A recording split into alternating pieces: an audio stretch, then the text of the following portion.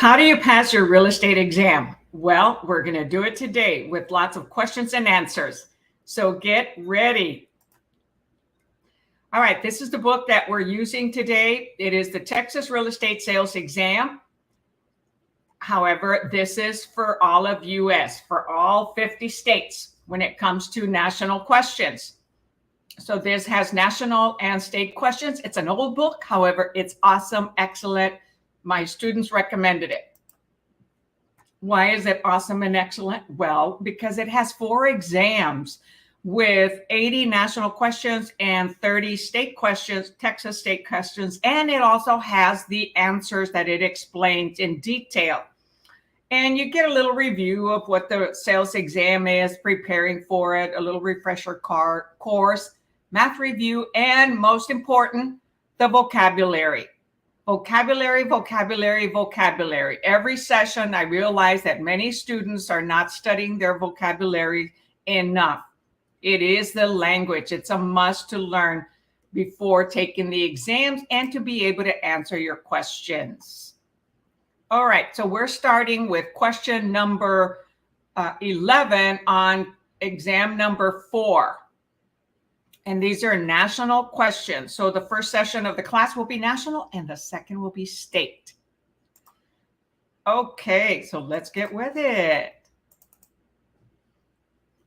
So how many cubic yards of space are there in a room 27 feet long, 18 feet wide, and 9 foot high? So cubic yards. So the Rubik's Cube. So what's a Rubik's Cube like? Right? It's got multiple sides. It's got height, width, and depth. So here they call it long, wide, and high. Oh, and remember to participate, type your question and number and the answer. Okay, so it is, as you see, it's asking for cubic. So cubic will let you know what type of units it's going to be. Okay, when you have just inches and feet, you have square feet, and you have cubic yards or feet. So one thing I want to point out here, it says how many cubic yards. So they want the answer in yards. However, they're giving you the 3 units of 27 feet, 18 feet, and 9 feet. So you really don't have to calculate this answer, okay, because it asks for yards, not feet. The only answer on here is yards. So don't even bother calculating it. Just go to the answer, B, 162 cubic yards. Isn't that awesome? Don't have to calculate it. Read the question carefully. They want it in yards, not in feet. So cubic yards. So the answer is 11B.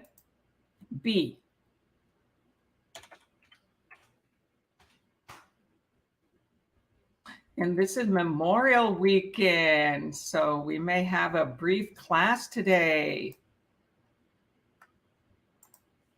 All right. So cubic yards. I was letting everybody know, anybody who just came in, you don't have to calculate this one. It asks for yards instead of feet as the units are here. So the answer just goes straight down. You have meters, yards, feet, feet. The answer is yards. No need to calculate it. Okay. Number 12.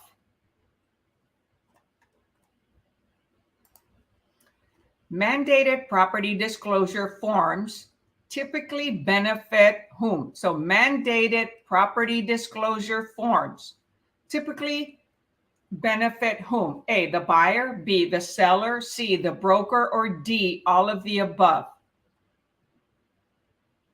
Who does it benefit?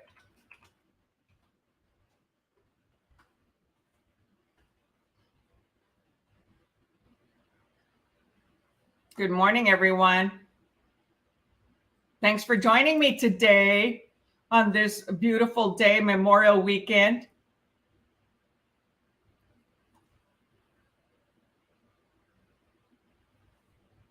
Type your answer in the chat.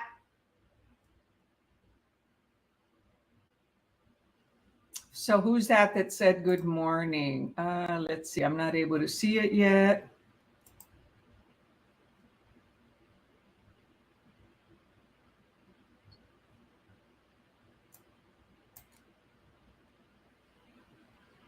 Oh, Maria Castro, how are you? Good morning, Lisbeth. All right, so, okay, I have 12A. Well, it is not 12A. Okay, in this answer, I mean, A, B, and C are correct. So since A, B, and C are correct, the actual answer is D. All benefit from full disclosure, right? The broker needs to know in order to disclose to the public. So seller has to disclose to the broker or the realtor so that they can disclose to the buyer.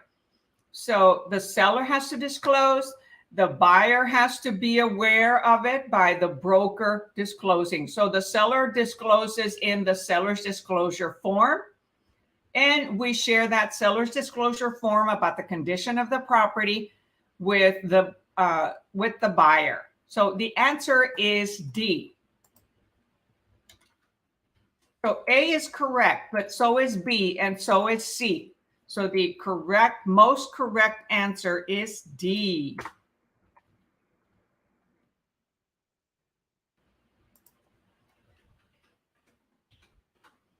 Got it? All right. So number 13. By what method will an appraiser determine the value of the land when using the cost approach to value? Remember, there's 3 different types of approach that an appraiser uses, right? So for determining the value of the land when using the cost approach, by what method is the appraiser determining the value? A, the replacement cost method. B, the sales comparison method. C, the land replacement method. Or D, the reproduction method.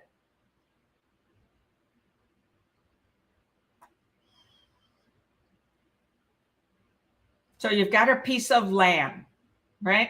You don't have anything on it. Well, they may end up having to put piping for water, for plumbing, and the electrical post, but that's not part of the land initially. So how is it comparing the land value compared to other land?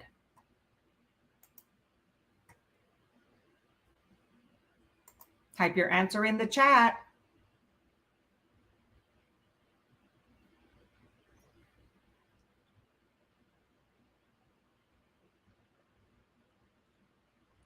So we have B and we have C. The correct method, now, Lisbeth, C says the land replacement. Well, you don't replace the land. Okay, the land sits there. We don't replace land. Only nature can replace land, or when we're digging a big hole with heavy duty equipment, right? And you bring soil, okay, from another place, but we don't replace the land. The land is part of the earth. So land is compared to determine the value, to determine the cost approach. And they kind of screw you up a little bit here by saying the cost approach, because there's 3 different approaches. The sales comparison approach, okay, the cost approach, and the income approach. However, there isn't a replacement value for land as there is for a home. Like when we get insurance for a home, there isn't replacement value. For land, we don't really insure the land.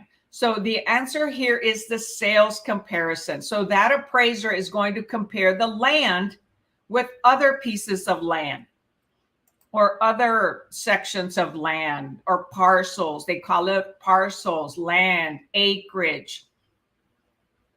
So it is the sales comparison. So they're going to look for other pieces of land, other parcels that have sold within the last 6 months. And sometimes they'll have to go further back. If you can't find it within 6 months, Then they'll go to a year, 9 months, a year, 18 months, until they find some comparable. Because that's the only way they're going to be able to compare land, through the cost of another piece of land, sales approach. Okay. Wow, it shows 3 times. I typed it in 3 times. All right, number 14. You get that, Lisbeth?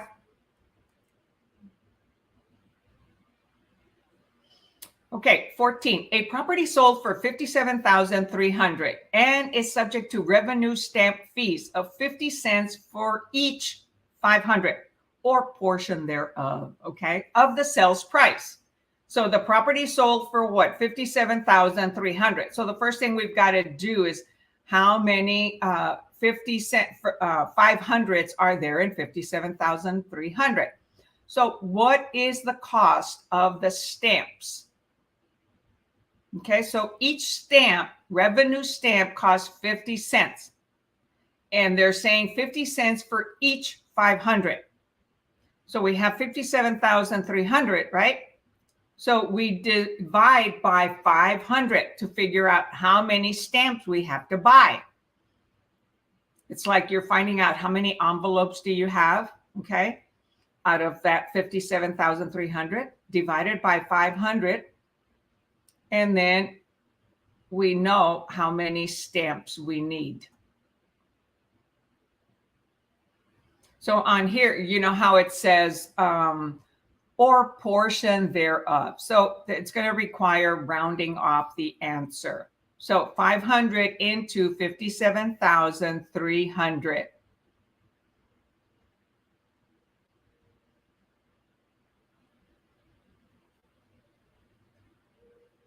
So what is the answer?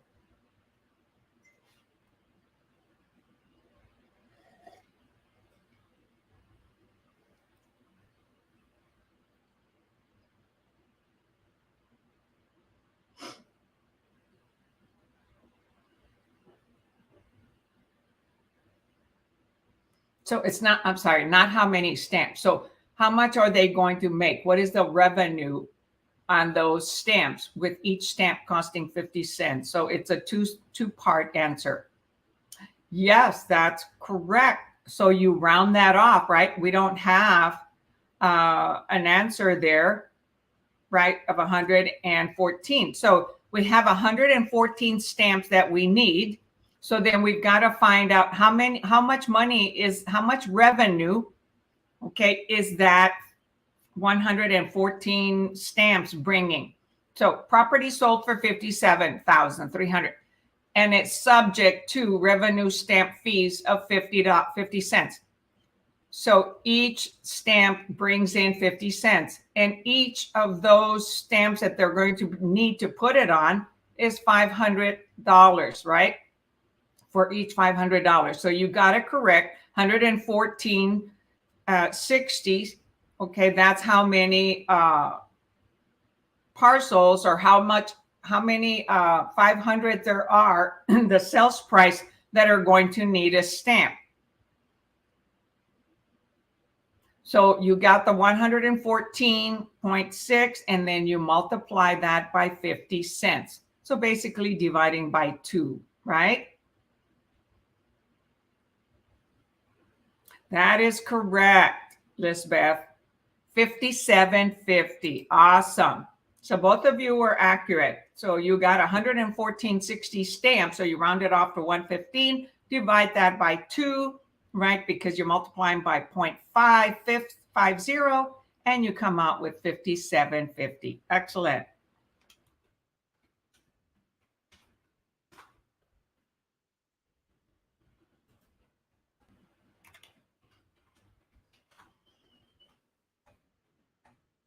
Number 15.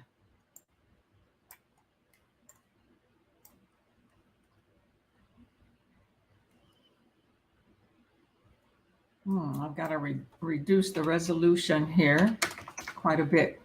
Ooh, that's a little too much.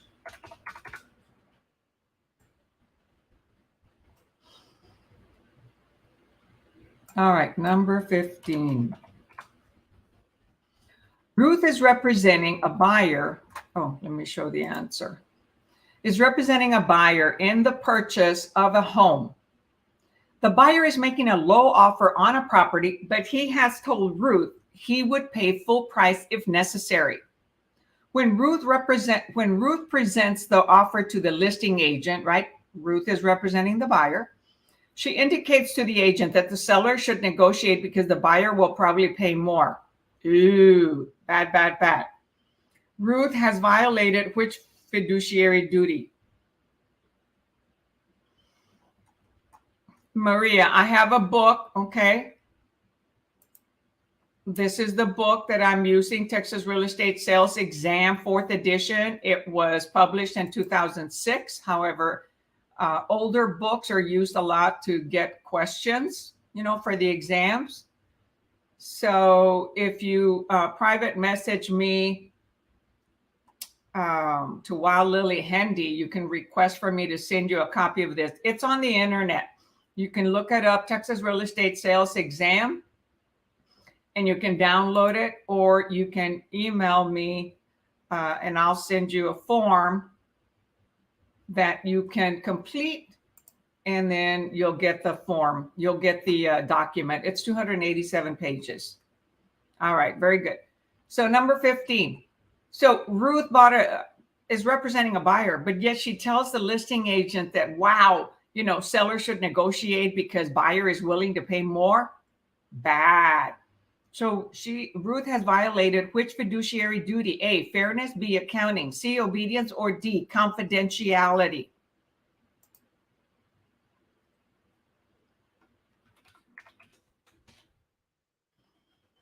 Yes, very good. Confidentiality, right?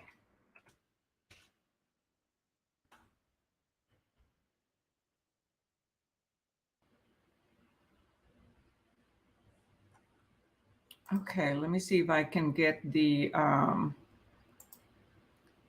form for you.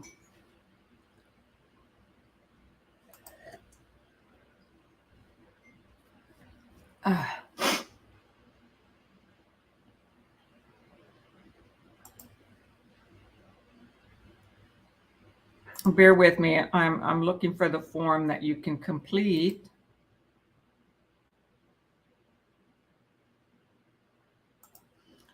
And then it'll send you the guide.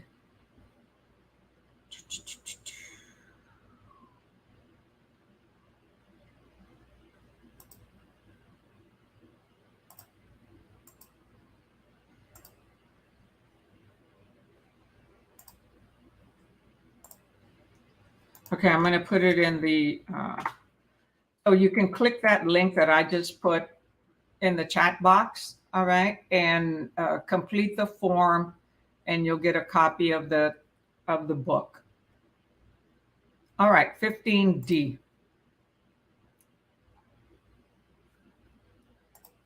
Number 16, very good, y'all. Man, now being back in Texas, I'm getting the Southern drawl, right? The Texas drawl. All right, an abstract of title provides which of the following? A, ensures ownership in perpetuity. B, pays owner for full or partial title loss. C, insures against unrecorded documents such as unpaid previous property taxes. Or D, a history of documents and public records that affect title of the property. So remember, sometimes there can be, several answers that look correct. We have to select the best answer. So what is an abstract? The title commitment, right? And you're going to say, well, Lily, what the heck is a title commitment? Well, when the contract is taken to the title company and the buyer wants a title search, then the title company is going to do the search on the property, and they deliver what is called an abstract. And that's also referred to as a title commitment. All right, so far we have 16D.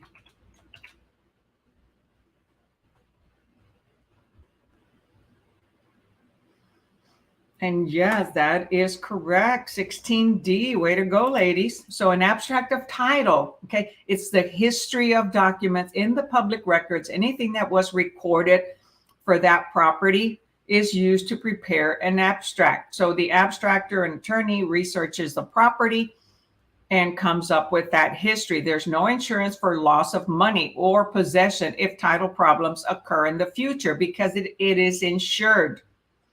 The title company provides title insurance, which most of the time the seller pays for. But sometimes, everything is negotiable. So sometimes the seller and the buyer will negotiate to split it.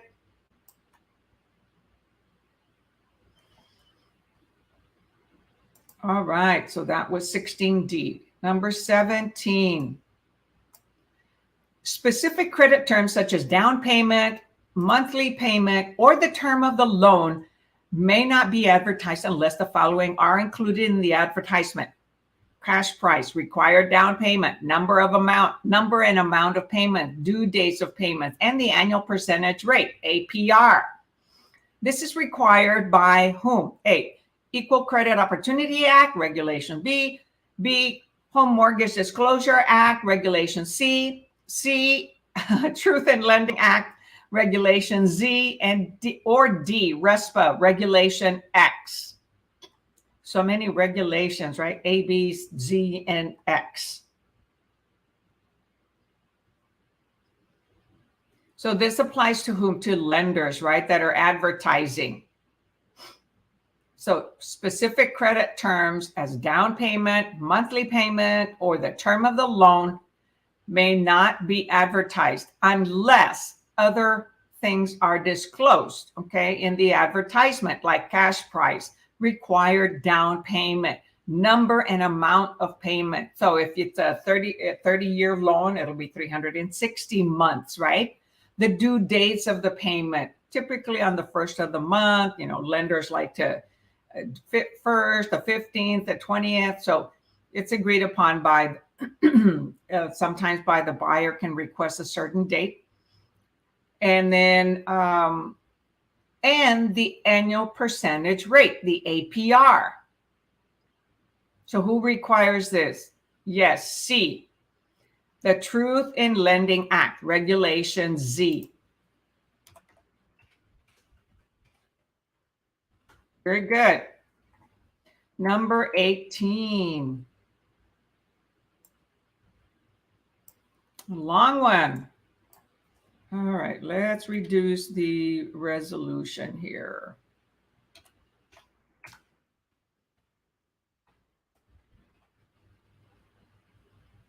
All right, that did it. Okay, any questions so far? Nope.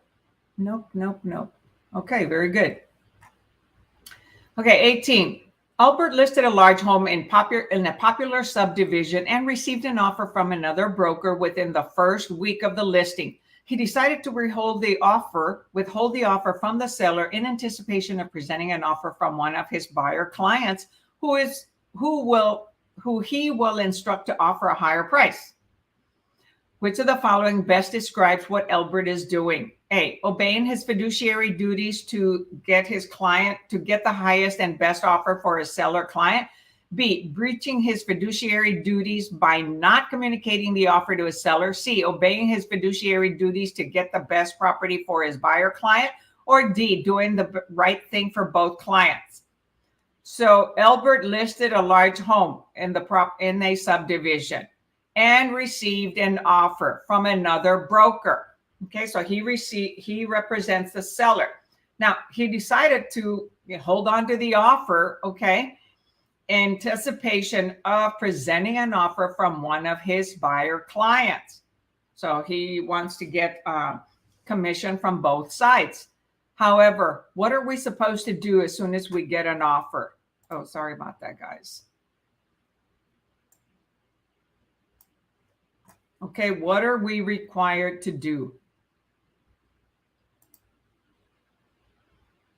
So what is Albert doing that is not right?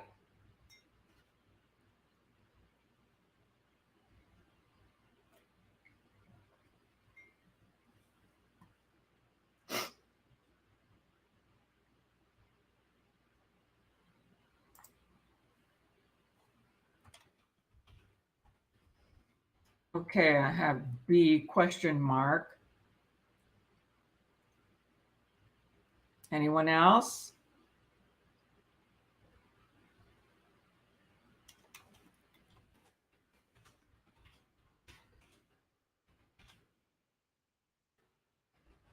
And yes, the answer is B. It is both unethical and illegal to withhold any offer from the seller. So Albert's fiduciary duties are to present offers as soon as they come in to his client. That is our primary duty. Client first and then us. So Albert has no guarantee that his buyer will make an offer, and he risks the first buyer withdrawing his offers, right? Time is important. Time is of the essence. And so all offers must be presented as they come in. So 18B. Very good, ladies.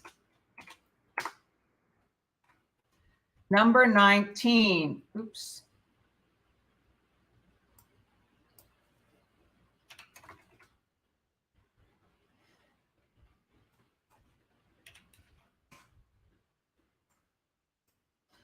All right, 19. Of the following, the most important factor that a lender would consider would be what? A, the borrower's investments, B, the borrower's marital status, C, payment history of previous car loans, or D, payment history of previous home loans.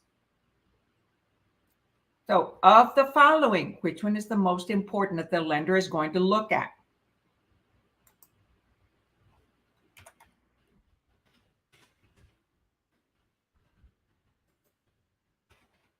So far, we've got 19D. Anybody else? For anybody who just come in, we are doing national questions, which applies to all 50 states. And that is correct, 19D. Okay. So the real estate lender will greatly be concerned, okay, of how a prospective borrower has performed on previous real estate loans, right? Because real estate loans is like one of the biggest purchases that we make in our life. Nowadays, some cars are as expensive or more than certain homes, right? Depending on whether, where we live in the US. Some homes could be selling for 40, 50, 60,000, right? And cars are selling for more than that. Very good.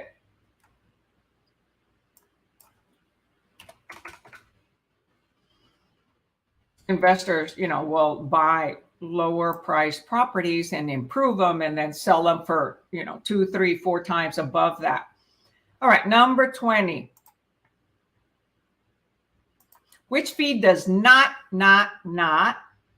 have to be disclosed in a lender's advertisement when the actual note interest rate is mentioned? A, required down payment, B, appraisal fee, C, number of payments over loan term, or D, monthly payment amount? Okay, so we just covered this question. Type your answer in the chat.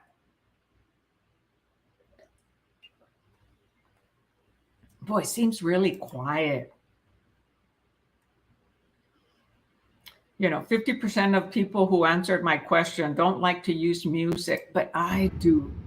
It used to relax me when I was in college and after and studying, because it would distract me from all these noise, right?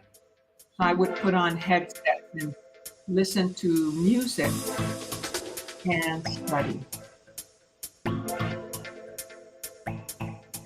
But 50% of the people that answered the question, little survey that I did, says they don't like music. All right, so what do we have? We have 20B so far. Okay, so come on, y'all. Let's participate. There's quite a few on here. And yes, the answer is 22B. I'm sorry, 20B, right? The appraisal fee is not included. That is not required.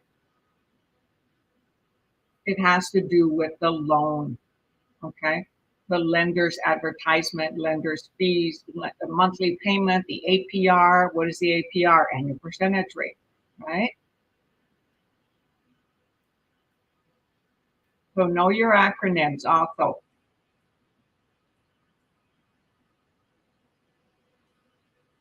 All right, number 21.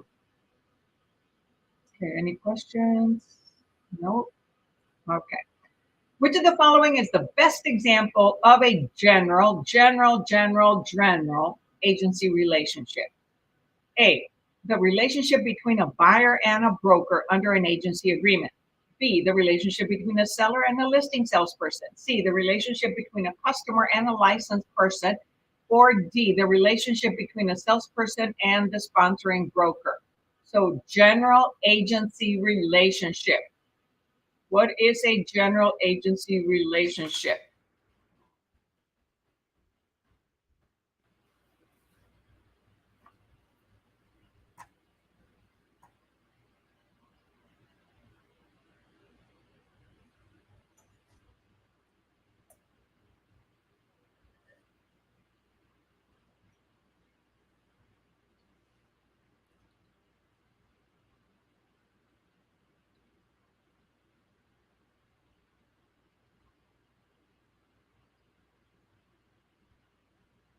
So it is not a customer, because remember, we don't have agency relationship with customers.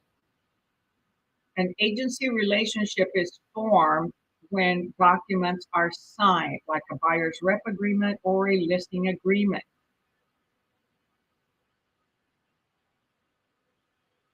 Okay.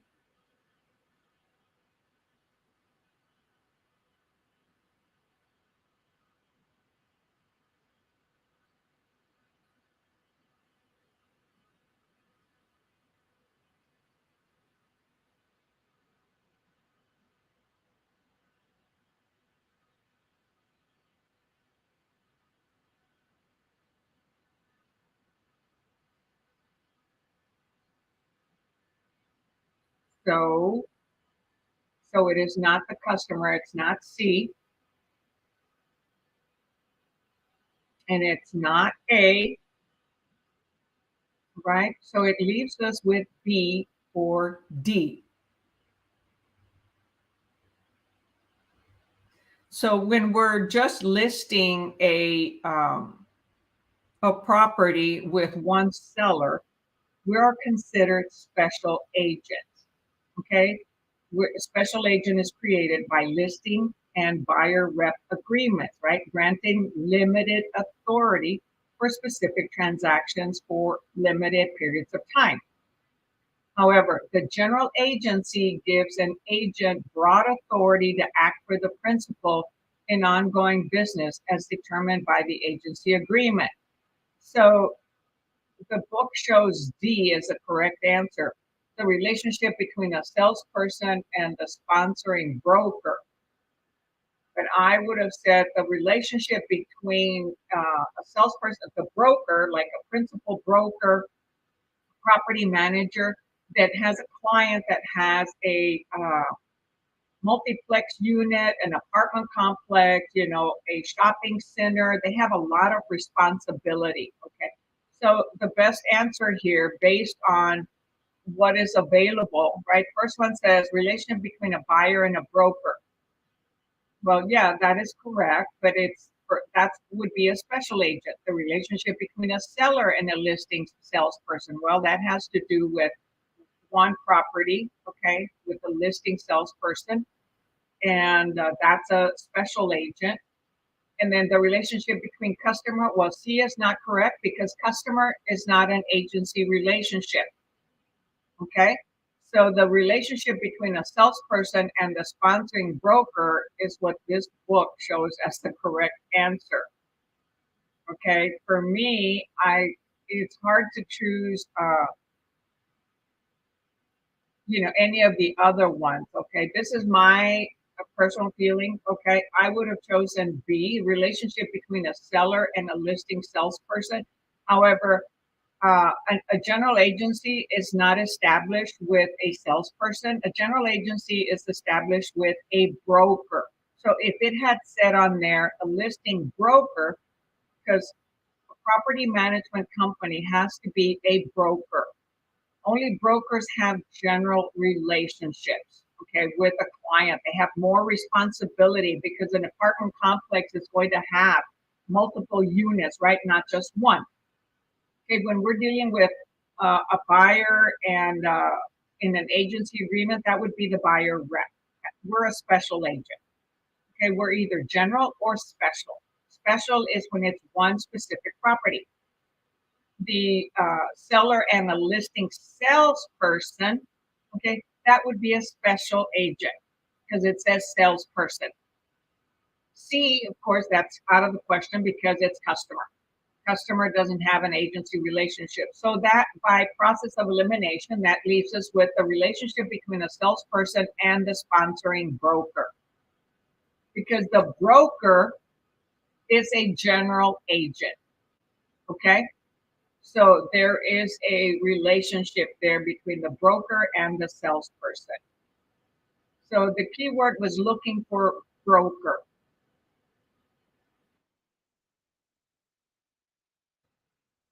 So very good. So we had, very good, Lisbeth. Change it to D. Number 21, D, right? Okie dokie, moving right along. Number 22. Any questions? No. All right. All of the following statutory procedures may be found in residential landlord/tenant laws. So every state has landlord-tenant laws to protect the landlord, but it predominantly is there to protect the tenant. The tenants get really savvy, they understand it, and they go after it, and they will really go after a landlord. So landlord has to also know those tenant laws, okay? Landlord-tenant laws. So following statutory procedures may be found in residential landlord-tenant laws except, okay, except A, provisions for collecting unpaid rent, B, provisions for evicting a tenant, C, provisions defining a leasehold estate as a recordable property owned by the tenant, or D, provisions that the landlord must maintain the property as safe and habitable. Okay, so all are statutory procedures except one.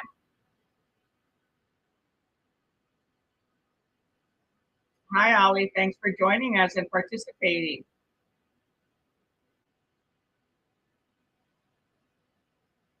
Moving right along. Y'all doing good.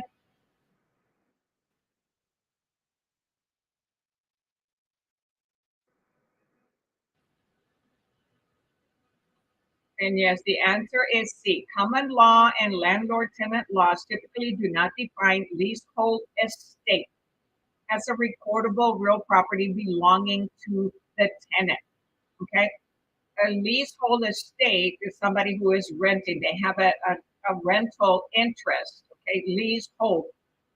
They hold a lease as part of the interest to use and possess a real estate property.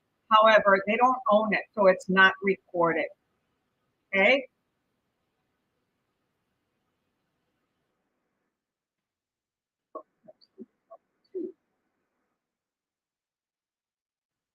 And if you see me typing something wrong, please bring it to my attention. You hear me say something wrong, we're here to learn from each other.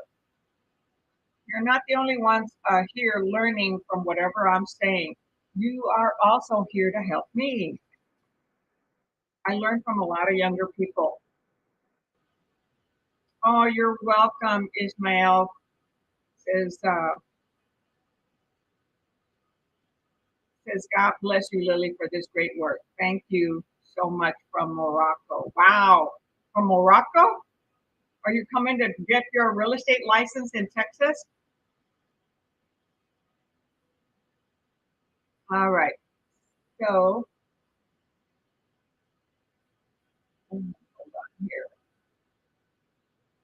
All right, number 23. Did I type the answers in? 22C. Yeah, 22C. Oui, oui, monsieur. Okay, if a bilateral contract is signed, okay, bilateral, two ways, bilateral, right, two ways. A, either party may back out prior to closing. B, both parties are legally obligated to perform. C, the seller can be forced to perform on the agreement. Or D, the buyer can be forced to perform on the agreement. Which one is the best answer. Keep in mind, there may be more than one good answer, but which one is the best?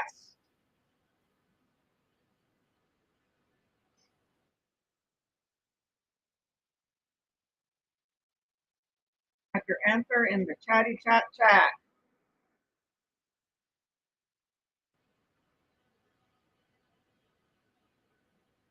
And yes, the answer is B. Both parties are legally obligated to what? Perform, right? There is specific performance from each individual, the seller and the buyer, and also the realtor broker, okay? The broker and the salesperson. Everyone has to perform in a bilateral contract. It's the seller and the buyer, right? If it was unilateral, that's during the option period, right? That the buyer paid an option fee in order to do their inspection, their due diligence. So during that period, it is unilateral. Seller is waiting for the decision of the buyer to either proceed or to terminate. If the buyer terminates prior to 5 o'clock with sufficient time to inform the seller, then the buyer gets their earnest money back. The option fee stays with the title company, and the title company sends it to the seller. We used to give it directly to the realtor and the realtor to the seller. That has changed as of last year. So 23B. Number 24.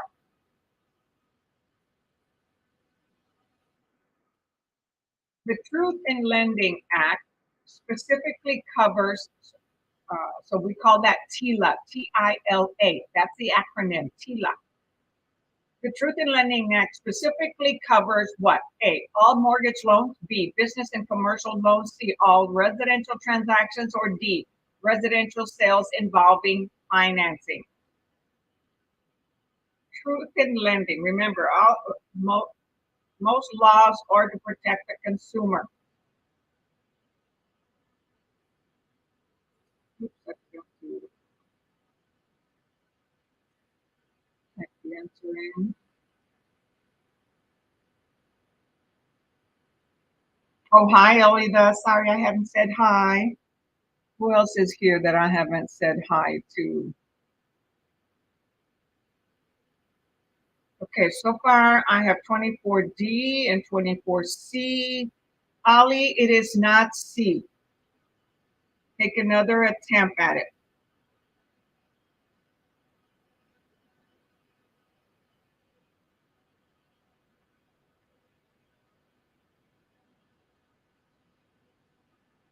By the way, I want to go to Morocco. I hear it's a beautiful place.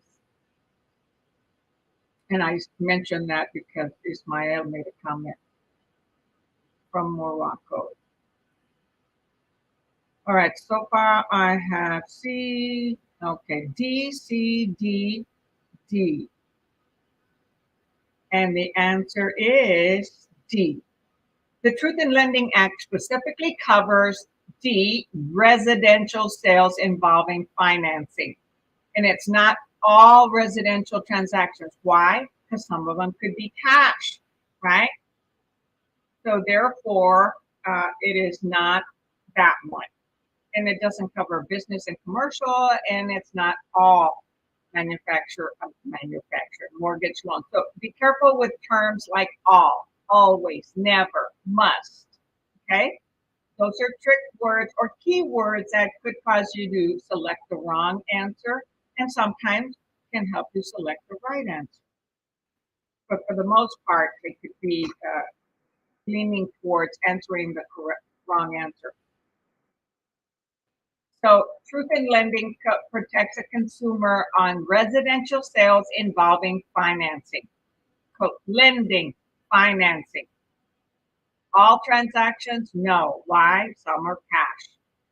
Okay, and some are owner financing where the seller finances them. Is there an acronym for Truth in Lending? Yes, it is TILA. T-I-L-A.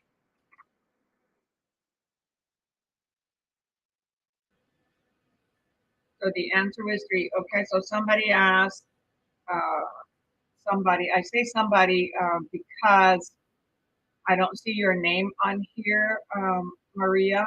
I see you on Facebook, and that's because I have that screen open.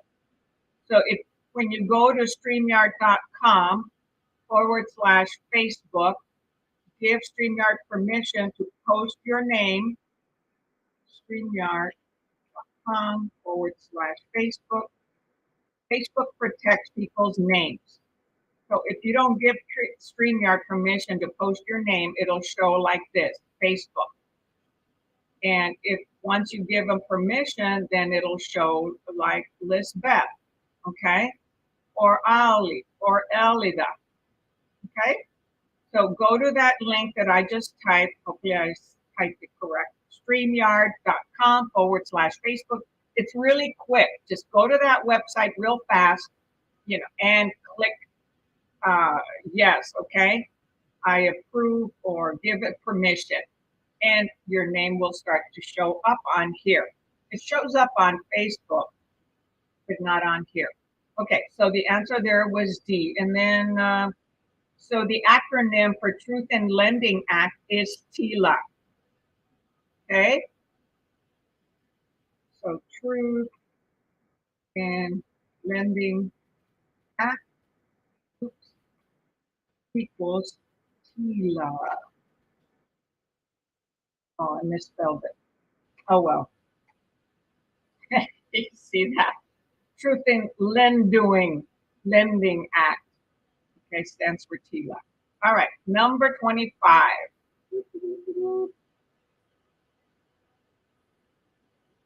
Number 25. So this is the last question on national, and then we're going over to Texas State questions. I don't want you to leave because the Texas State questions could also help you, right? I guide you to know what to look for on questions. They may not be for your particular state. However, I have helped students from other states with other types of questions that do not deal with contract. All right, 25. Which of the following investment opportunities would involve the greatest risk, even though it would likely produce the highest rate of return? So following what? Investment opportunities. Okay, investment, not personal residence. Okay, not residential. Although residential could be an investment. So which of the following investment opportunities would involve the greatest risk, even though it would likely produce the highest rate of return? All right, we've got to take risks to make money. A, before construction is started. B, during construction. C, after construction. Or D, upon occupancy of anchor tenants. So which one would have the greatest risk? Type your answer in the chat.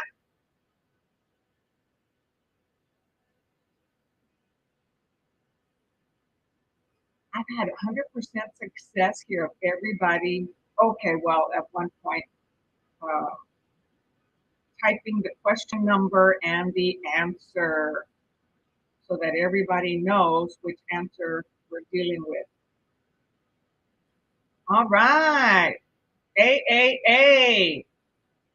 We got a AAA plus, right, in the exam. So the answer is A. There is very little security in an investment before construction, right? You're dealing with the land, and then, something could go wrong with construction, but on the other hand, it could go good, right? So very little security in an investment before construction is started. Therefore, to attract an investor, the developer must offer the greatest return. So remember, y'all, to type the question number and the answer.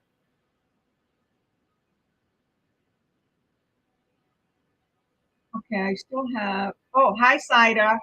Hey, Maria, you succeeded. Look at that. She went to StreamYard.com/Facebook and gave StreamYard permission to post her name. And the answer is A. Sorry to show that, Maria, but the answer is A. Before construction is started. Okay, because let's say developer owners that need investment money, okay, to start creating, subdividing the acreage, in order to build. Hi, Denise. Nice to see you. They will start looking for investors, okay, to invest money. And so they've got to make sure they're going to offer a profit to those individuals. So the answer is 25A, under construction. That has the highest risk. Very good. Okay, so that was the last question for national. We did 15, right? We started with 11 and ended up with 25. So that's 15 questions. I do 15 at a time. So take a moment break, and we're going to then move over to state questions for Texas. So anyone who's watching the replay, just, speed forward so that you can then get to the state questions. So that was awesome on the national.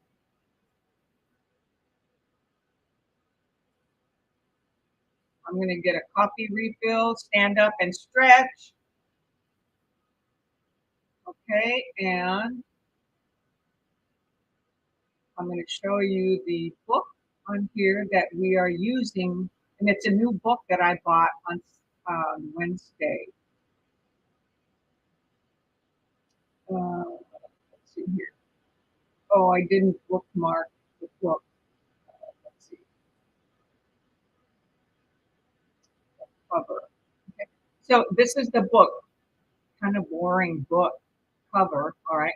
However, it also has exams with explained answers. Those are the types of books that I look for, so that in case I need to show you or recommend what books to buy, those are the types of books that you want to look for, are books that have questions and explained answers and also have glossary vocabulary. So stand up and stretch. Anybody watching the replay, go ahead and speed forward.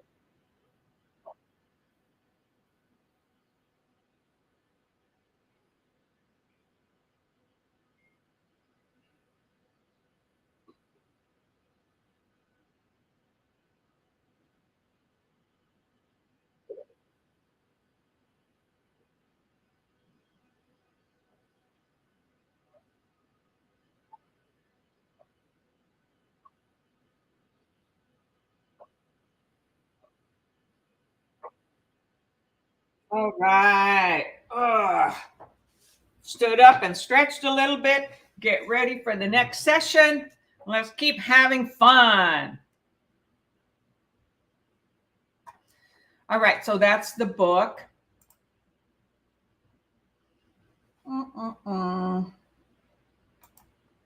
State portion. So let's see. We're starting with question 16.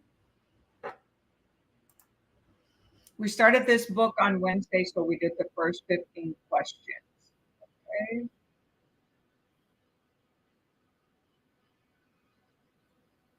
And with this book, I have to adjust the resolution a little bit more.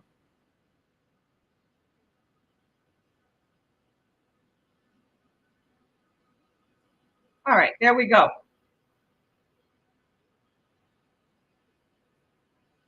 Get your Texas legal hat on.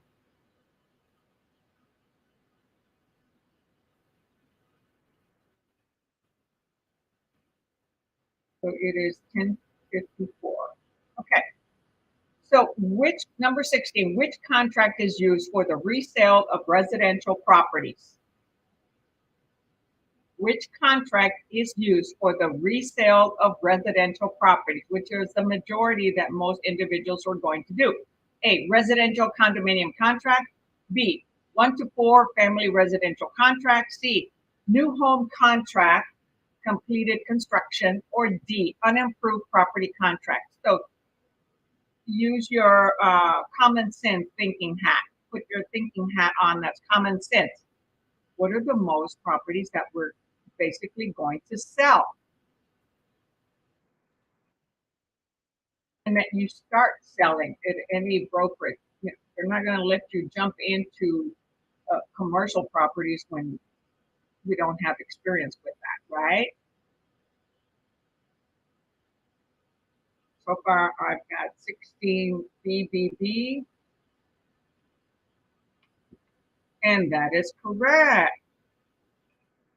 The 1 to 4 family residential contract, right? And the new contract was released on April of 2021. That was last year.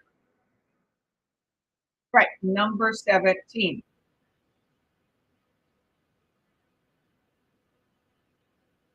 A licensee, oh, let me show the answer.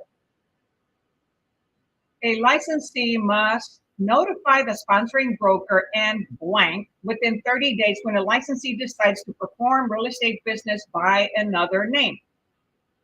A, any future clients. B, lending company. C, they do not need to tell anyone. D, track. So who must, hey, this is a must, notify the sponsor, a licensee must notify the sponsoring broker and whom else within 30 days that now we're using another name. It could be a DBA, it could be an LLC.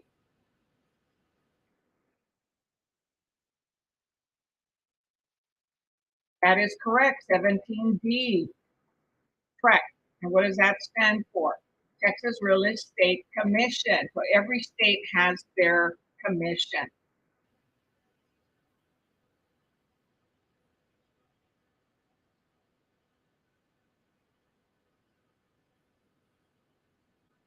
Number 18. Texas Property Code requires homeowners who want to sell their property to fill out a blank. A, fitness determination form. B, background history form. C, seller's disclosure form. Or D, public information request form. So Texas Property Code requires homeowners, okay, seller, owner, principal, a seller principal, who want to sell their property to fill out a blank. Okay, so far I have C, 18C. Thank you for typing the question number and the answer. Awesome. Yes, the seller's disclosure form. It's like a 50. It's like a 5-page form, okay, with lots of questions about the property. Mechanical, electrical, roof, flooring, inside conditions, anything that they are aware of. If you can't see it and they haven't experienced it inside the home, of course they can't disclose and they'll put don't know. Oh, Elisa, you did a Lillie, right? 178C. We know what you mean. Okay. 18C. Okay, number 19.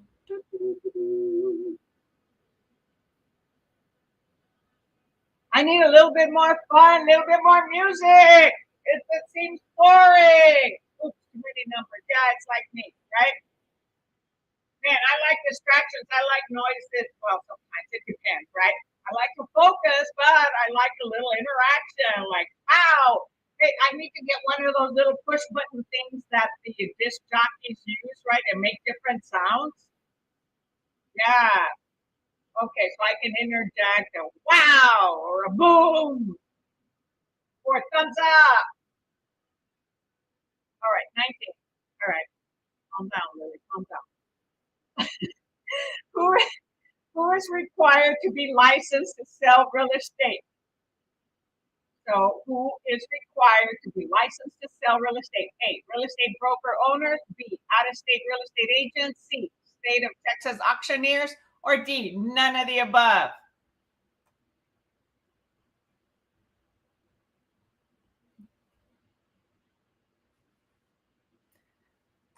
Who is not required to be licensed to sell real estate? It is not D. Sorry, but it is not D. Real estate broker, yes. Out-of-state real estate agent, yes. State of Texas auctioneers. Auctioneers also sell residential, right? However, they can have a realtor there to write the contract. So they are not required to be licensed to sell real estate. The answer is C. 19C. State of Texas auctioneers.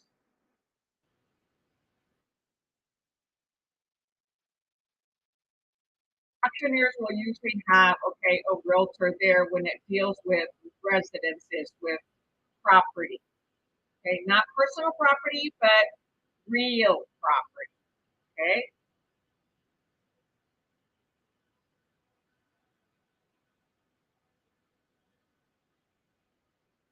So auctioneers are required to get a license to be an auctioneer. So Denise says, got it. I will make a note of that. Yeah. So they're required to be licensed as an auctioneer, but not as a realtor. Number 20. Texas law does not allow agents to be blank, which is when an agent represents both parties. So remember, Texas. You put the wrong one, Ellie, hey, that's okay. You know, I do that too. So Texas law does not allow agents to be blank, which is when an agent represents both parties. A dual agent, B sub-agent, C general agent, D special agent. Vocabulary, vocabulary, vocabulary. So in Texas, what we represent one person at a time, right? Except for the broker. But there are, uh, what do you call it? There are exceptions, or there are certain requirements, or it's a different word that is used for brokers. So that's correct. We are agents not allowed to be dual agents, right? Dual agents is when a realtor represents both parties, right? We're not allowed to do that as a salesperson in Texas. If the broker represents both sides, then they are what? An intermediary, right? However, they are not allowed to give advice or direction, or help in any way. They can help them come to a solution. They can help them come to an agreement. However, they cannot give advice or any type of guidance. It's like when you go to some legal action and a decision needs to be made. So if they can't make it between them, they go to mediation, right? A mediator is hired. Mediator is the middle person asking both of them questions and until they come to a decision. If they don't come to a decision, then they go to arbitration. That arbitrator will listen to both sides and make a decision whether the two individuals like it or not. And if they still don't like that, then they'll go to court, to litigation. Oops, that didn't work.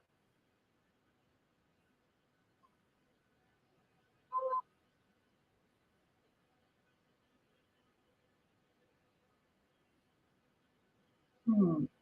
21. Oh man. Okay, there. Not so small. Okay, 21. Moving right along. What is the purpose of the Texas Real Estate Licensing Act? TRELA. That's the acronym. TRELA, Texas Licensing Act. A, establish rules that licensees need to follow in order to obtain and maintain the license. B, list penalties for violations of the License Act. C, protect brokers from unfair activities by competitors. Or D, none of the above. So what is the Texas Real Estate Licensing Act purpose?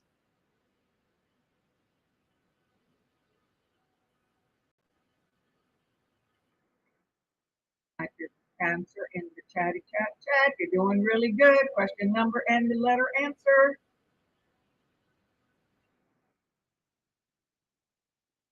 Hey, y'all are on a roll. Yes, 21D, all of the above. They establish rules and licenses need to follow in order to obtain and maintain a license.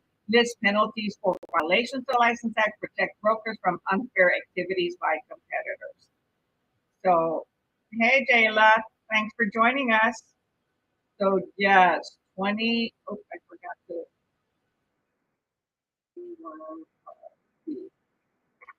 Very good, very good. Number 22. Toot, toot. There was a series, right, called Room 22 or Room 222. Forget what it was. Anyway, I'm not big on series because then I have to wait until the next week. If not now on Netflix, it's like you got to watch the whole series to feel good about what's happening in the movie. And that can take hours or days. All right, number 22. A realtor advertisement in the local paper must include all of the following except in the local paper, which is not as common as it used to be when I started. So a realtor advertisement in the local paper must include all of the following except A, the name of the broker, B, the name of the firm if it is registered with TREC, C, phone number, email address, and fax number, or D, the name of the seller. That should be an easy one.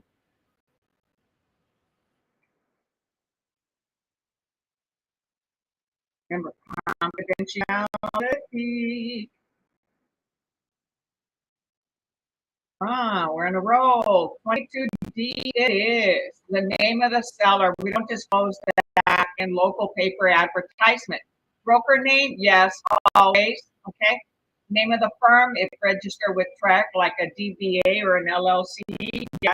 Phone number, email, and fax number. Well, phone number, predominantly, right? They need to know where to reach out. Nowadays, a lot of people do texting or email messaging. Fax number is not as common. However, all that can be included. But not the client, right? Not the principal. Right, number 23.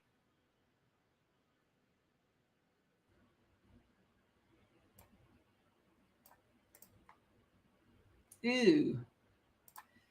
Ooey, ooey, ooey. Let's see if I do this. No, that won't work. Let's see here. Okay, there we go. Number 23. What is the real estate recovery trust fund? Oh, trust account and fund. What is the real estate recovery trust account and fund? A real estate recovery fund used to reimburse consumers who suffer damages caused by TREC license holders. B, a recovery fund funded by the federal government. C, a trust account to reimburse license holders who suffer damages caused by clients. Or D, a fund to reimburse property holders due to natural disasters. Interesting answers, but there's only one correct one, right?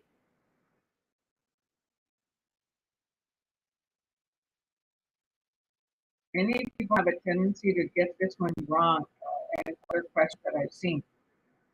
But y'all are doing awesome. And yeah, the answer is A. A real estate recovery fund used to reimburse consumers who suffer damages caused by TREC license holders. Texas Real Estate Commission, right? We as licensees, we are covered by what? E&O, errors and omissions, right? All right, number 24.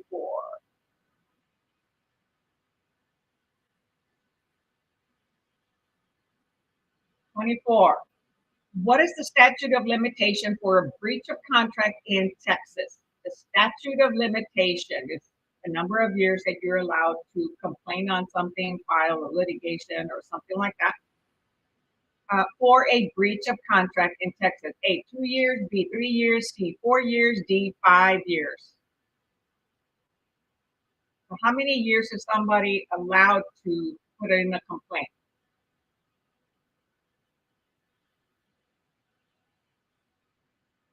Hey, you all are more awake than me. You're doing awesome today. Love it, love it, love it.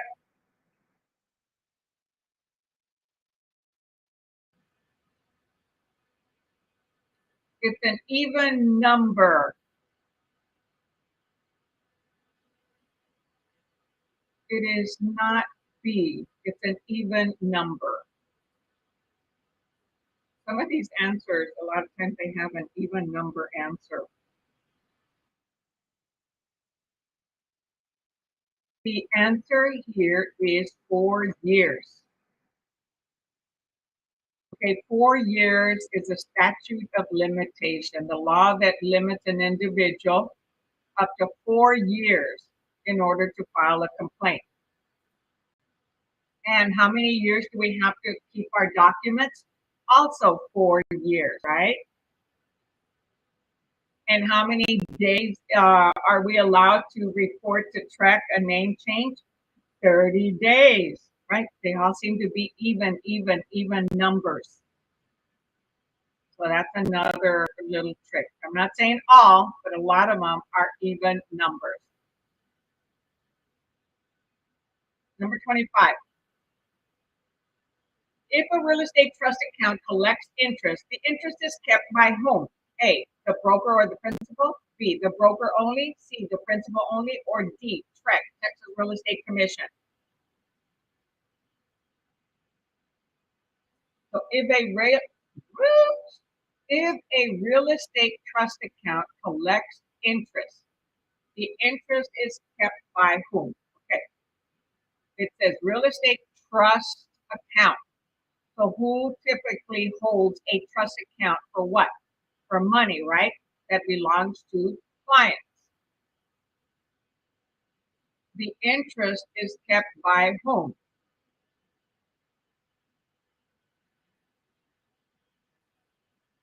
Whose money is it? Who could keep it? Who owns the account?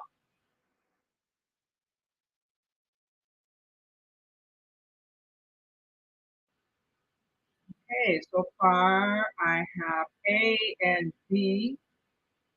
It is not B. Take another attempt.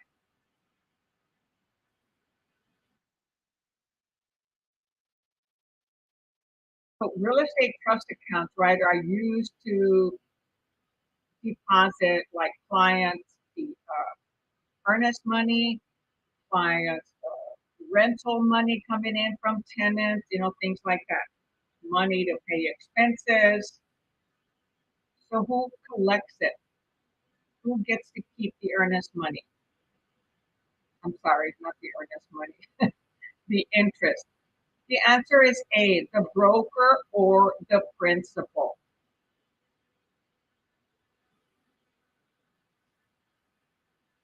The broker or the principal, right? The broker owns the trust account. However, the money in that trust account could belong to the principal, right? It could be deposit money, earnest money, any other type of money that belongs to a client, because we cannot commingle, right?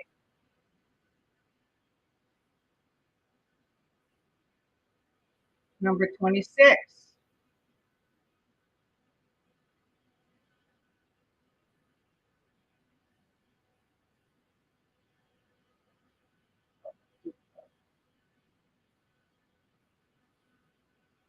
There we go.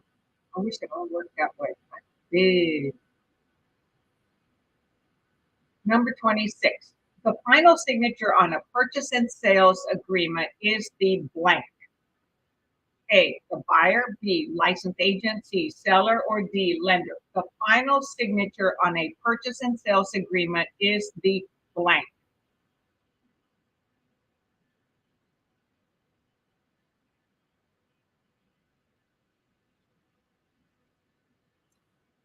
This is questionable, okay? However, what we need to pay attention to is if a buyer is making an offer and there is an immediate acceptance on that purchase and sales agreement, then it would be whom? No, it is not necessarily the buyer on here. So if the buyer presents an offer, right? They make an offer and the buying agent presents it to the listing agent then presents it to the seller. Who's the last one that would sign there? It would be the seller, right? If the seller accepts it the way it is. No, not lender. No.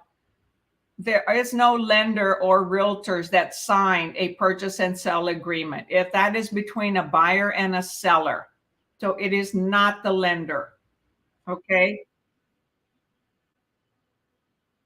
Pay attention. Purchase and sale agreement. Why would a lender be involved in a purchase and sale agreement? It could be a cash deal. There's no lender involved. That's between the buyer and the seller. The licensed agent is then going to execute it and maybe put their initials so that we know who executed the contract. But there is no signature except for the buyer and the seller. The buyer is presenting an offer on a property and there's no counter, no rejection, anything like that. The final signature belongs to the seller because the offer is being presented to the seller. Okay, great, Denise. You meant C.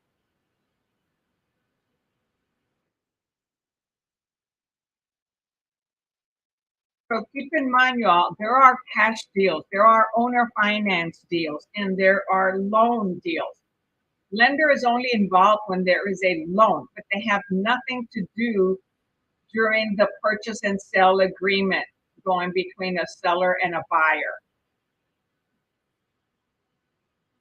Only the seller and the buyer sign those agreements or contracts. Okay. Got it? All right. Very good.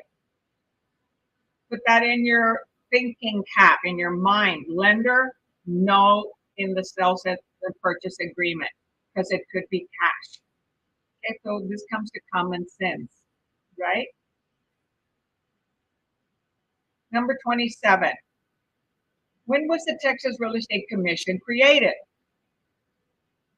TREC. When was TREC created? A, 1968, B, 1980, C, 1949, or D, 1965? When did the Texas Real Estate Commission get created?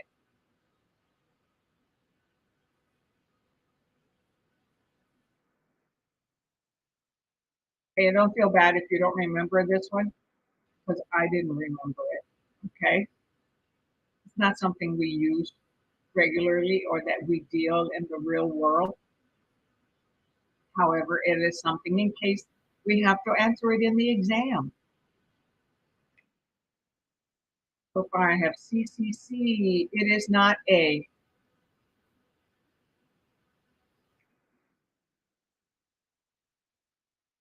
And the answer is C, in 1949. So TREC was established in 1949. It also shares resources with the Texas Real Estate Texas Association of Licensed Contractor Board, TALCB.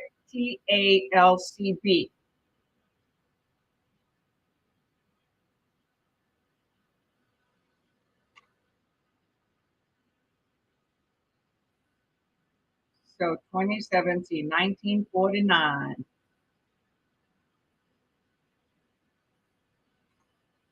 Number 28.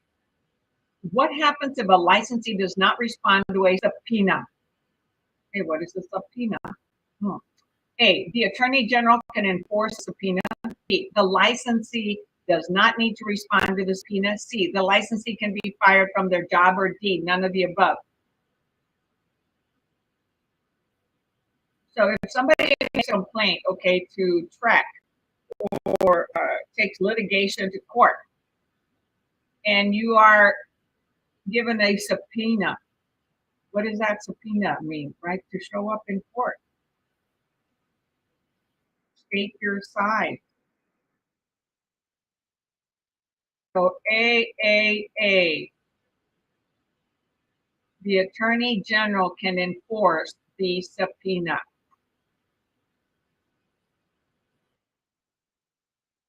The Attorney General can enforce subpoena.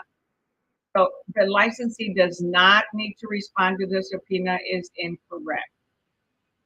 If they don't respond, they're dealing with a consequence, right? But the attorney general, they can enforce a subpoena and require them to show up in court. Okay.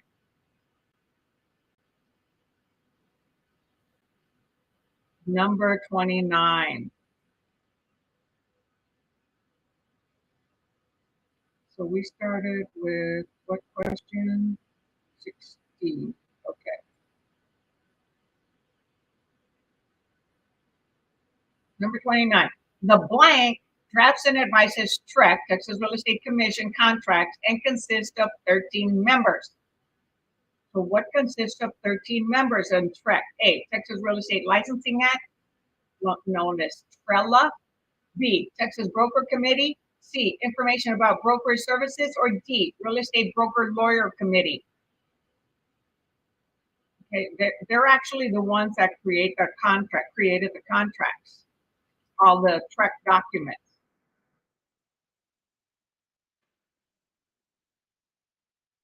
So 13 members.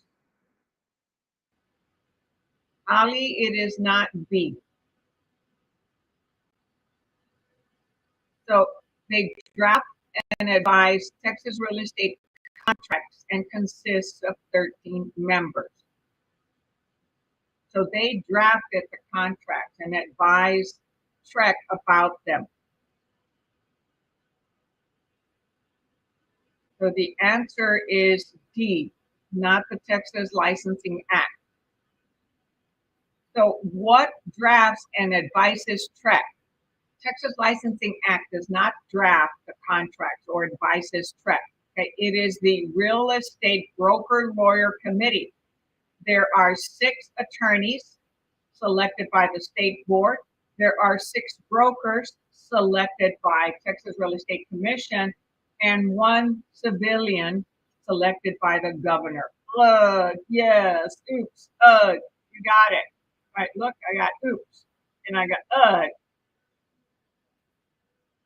yes. So the Real Estate Broker Lawyer Committee, 13 members. Sink that in your head. 13 members, 6 attorneys, 6 brokers, and 1 civilian. And they're not all selected by the governor, okay? 6 attorneys by the state broker. Yes, Texas State Association, State Board, 6 brokers selected by TREC, and 1 civilian selected by the governor. You got it, got it, got it. All right. Very good, very good. Rolling right along. Number 30.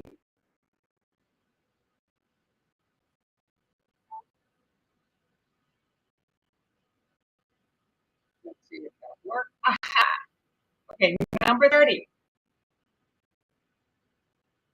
Where does TREC, Texas Real Estate Commission, hold hearings? A, TREC headquarters. B, local courthouse. C, state courthouse. Or D, at the real estate agent's office?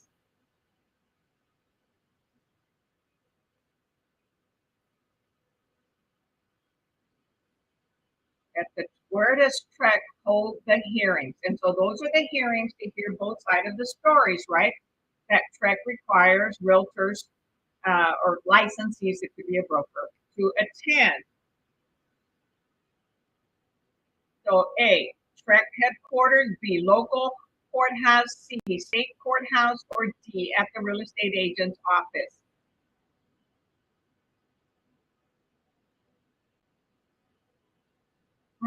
So I've got B and C. It is not B and C. Take another attempt at it.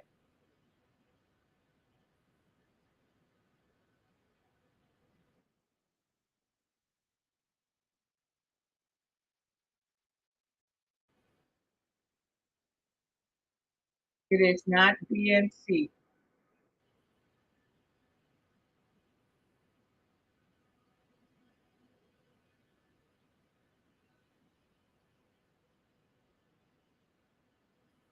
Okay, anybody change their? Very good.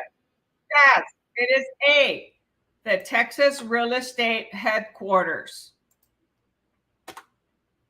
Okay, so what happens here is when there is a hearing held on somebody's complaint, a TREC will allow the realtor, the licensee, to request where for it to be held. It could be held in their city, right, in the local courthouse. However, they usually end up being held at the Texas Real Estate headquarters. If there's no response, it automatically falls in the Texas Real Estate headquarters.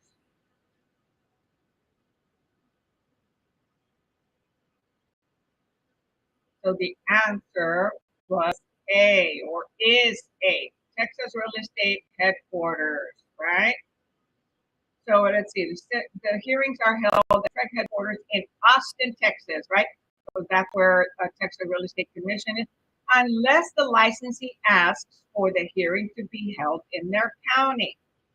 Okay, as I mentioned, they are allowed to request. When TREC sends out the request to determine where they want to hold the hearing, they can say, hey, I want it held here in my county. They don't reply, it defaults to the Texas Real Estate Commission headquarters. Okay? Wow, these questions went through really quick. A lot of you were really prepared. And we started with number 16, right? So 16 plus 15 is 31 minus 1, right? Because we started at number 16. So we've done 15 questions for state, and we did 15 questions for national. So a total of 30 questions today. So any questions? Okay, any questions before we call it a day? And remember, you all can private message me. I reply to all my questions, any messages that I get. Sometimes it goes to different websites and I have to search. Okay. Remember that you can ask a question on YouTube because these are being streamed to 3 different locations. Okay. My 2 Facebook pages for AgentPrep and to YouTube AgentPrep. And they are recorded, so you can go back and watch the replays. On YouTube, I have several playlists. I have the 2022, where anything that I've posted or gone live for 2022 having to do with real estate classes are in that one. If you want to just focus on vocabulary, there's a vocabulary playlist. If you want to focus just on questions and answers, there's another one for just national and Texas. I will be doing some that are just Texas. So Denise says she will take her exam on Monday. So, oh, on Memorial Day or the following Monday. So remember that when you go to the exam room and you start the exam for either the national or the Texas, in some states it's all fine. Skip the first 5 questions. They are the hardest. Okay? They are the hardest questions, and so are the math. Oh, thank you so much, Elida. So the first 5 questions can trick you, get you anxious, get you frustrated, get you afraid, and get you all mixed up. So skip the first 5. They're considered the first hardest question, and the math. Come answer all the easy ones and come back to those later. You will do much better that way. Okay. Now, don't skip them and forget to come back. So skip them, click them for review, and then come back to them after you answer all the other easy questions so that now you have plenty of time to think on those. Because if you take too long on any one question, then you are going to, on June 6th, got it. Then you are going to run out of time. And I have many students that have attempted that strategy and they've done better. Okay. And practice every day. In order to get well and prepared for these exams, you must practice lots and lots of questions and vocabulary. And when you're taking the questions exams, okay, watching my videos or doing it on the books that you purchase or any that you find online for free, do the questions until you get them all correct. until you get them 100%. Don't quit at 70% or 80% because the exam questions on the actual exam test date are typically more difficult than the ones that you study. I've heard that over and over and over. And so let's see here. Okay, I've got it. Thanks for all you do. You have helped me tremendously. Oh, Denise, I'm so glad to hear that. Thank you so much. I love all that loving. So, hey, I'm shooting to get to 1,000 subscribers by June 30th. Please help me. I'm at 750. As of today, I hope to be at 750. I need to get 250 in the next 30 days. Please help me to reach that. My grandson will be so proud of me. I want to make him proud. He's the one that said, Lillie, you're going to get 1,000 subs by June 30th. And if you only knew how difficult it is to do that, it is amazing. It takes a lot of consistency and advertising it. I don't use paid advertisement yet. And promoting it on different places and keeping consistent is the most. Hey, yes, I hit 750. Awesome, awesome, awesome. I have lots that love me. I know it may not seem like a lot to you. Okay, if anybody's not doing that, we will make it happen. Tell everyone about you. Oh, you will tell it. Oh my God, thank you so much. Man, this is awesome. I hit 750 here. Let me show you my other screen. Stop sharing the screen. So I'm going to share a different screen. And I tried to hit it last night and it didn't happen. So maybe it happened while I was asleep. Okay, so you see on here, okay, this is one of my other monitors. And so I watch those of you that are on my business page, AgentPrep, and on my Facebook group, the private group, and on YouTube. And look at that. It says 750. Oh man, I'm so excited. I'm going to celebrate today. Thank you all. I love you. I'm passionate about doing that. I really enjoy it, and it's free, okay? However, my goal is to start creating other videos on YouTube, okay, on this channel. All right, on this one here, so that I can help you get your business started. You know, videos like, okay, what do I do next? All right. So I passed my exam. Now what happens, right? So after you pass your exam, you have to do what? You have to select a broker, right? And how do you select a broker? Well, you're going to interview different brokers, different sponsors. The sponsor is your broker. And remember, I am a realtor and I am with eXp Realty. So I am also interviewing. I'm also interviewing students to join me, okay, at eXp Realty. It may or may not be for you. Okay, so here Joya says, thank you, that will be great.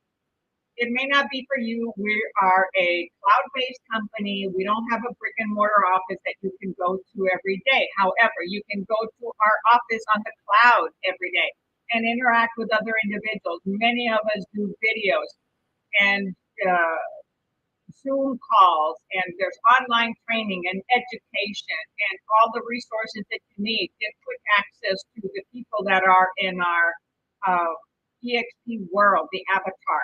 So interview as many brokers, sponsors as you can. All right. Don't just go with somebody's friend who says, hey, come over here to this little company. Find out what you're going to be provided. What are the benefits? Are you going to be rewarded more for your work? Do you have sufficient education? Many want to have hand-holding and go and shadow somebody. Yeah, some people may allow you to shadow. However, it's more said than done.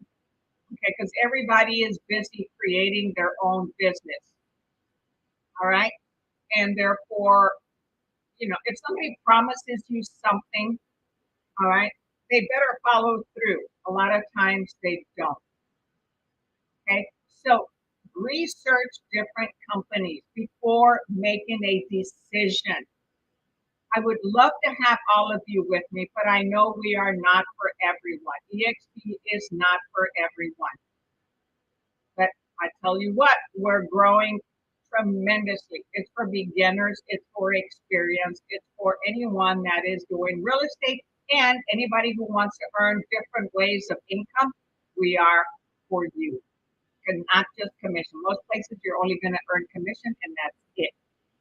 With us, you can get multiple streams of income. What does that mean? You can get income from different things with EXP. So anyway, remember, you have any questions, direct message me on Messenger, on Facebook, on YouTube, on my own phone number. Okay, that's published.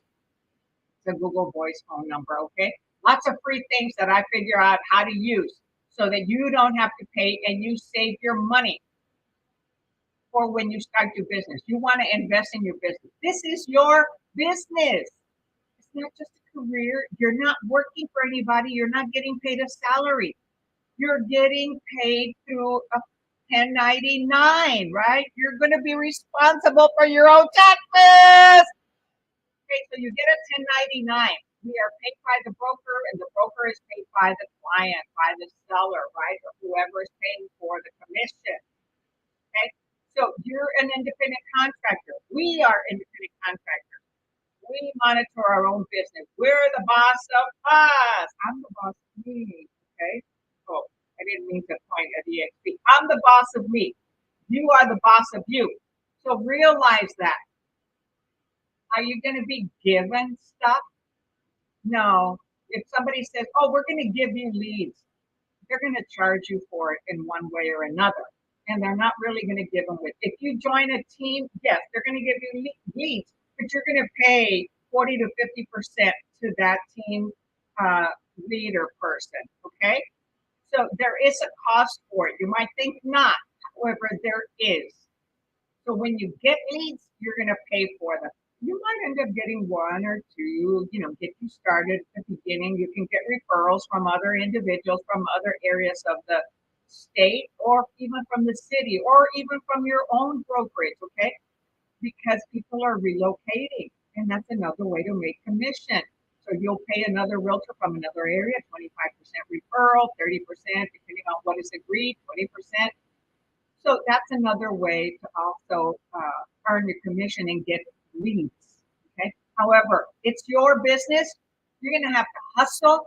You'll get overwhelmed. You'll get frustrated. You'll get angry. You'll want to quit. And we don't quit. We keep going.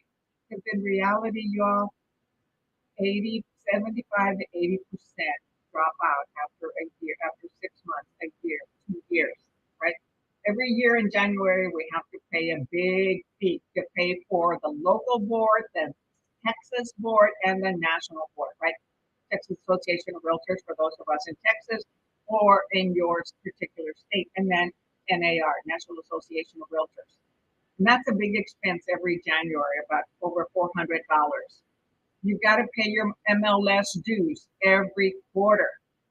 That is not to the broker. That is in order to access all the properties that are listed by any realtor, any broker.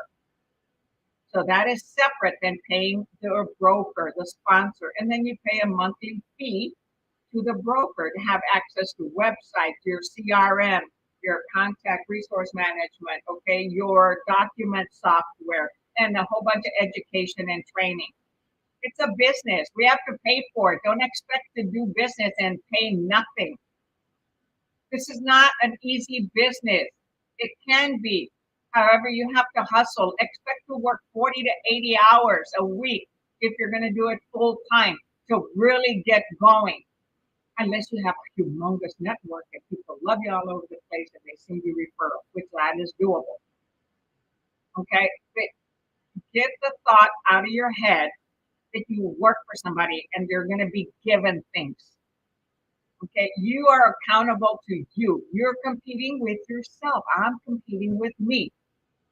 Okay, and you want to be with those that are going to share and help you. And I don't mean by hold your hand and take you and do things for you, but they're going to be there for you.